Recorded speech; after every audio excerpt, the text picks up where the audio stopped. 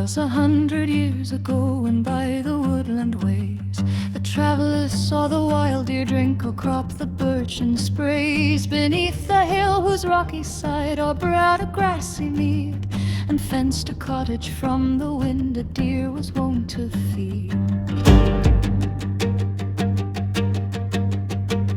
She only came when on the cliffs the evening moonlight lay, and no man knew the secret haunts in which she walked by day. White were her feet, her forehead showed a spot of silvery white that seemed to glimmer like a star in autumn's hazy night. And here when sang the whippoorwill she cropped the sprouting leaves, and here her rustling steps were heard on still October eves. But when the broad midsummer moon rose o'er that grassy lawn, beside the silver-footed deer there grazed a spotted fawn.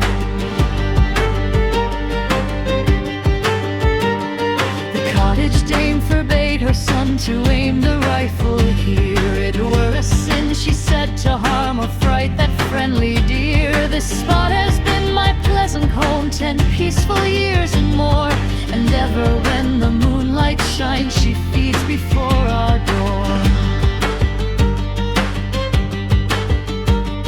The red men say that here she walked 1,000 moons ago. They never raised the war whoop here and never twanged the bow.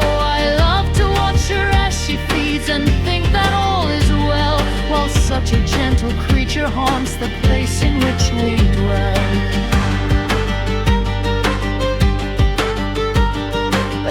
Obeyed and sought for game in forests far away, where deep in silence and in moss the ancient woodland lay. But once in autumn's golden time he ranged the wild in vain, nor roused the pheasant nor the deer, and wandered home again. The crescent moon and crimson eve shone with a mingling light. The deer upon the grassy mead was feeding full inside. He raised the rifle to his eye, and from the cliffs around a sudden echo, shrill and sharp, gave back its deadly sound. Away into the neighboring wood the startled creature flew, and crimson drops at morning lay amid the glimmering dew. Next evening shone the waxing moon as sweetly as before. The deer upon the grassy mead was seen again no more.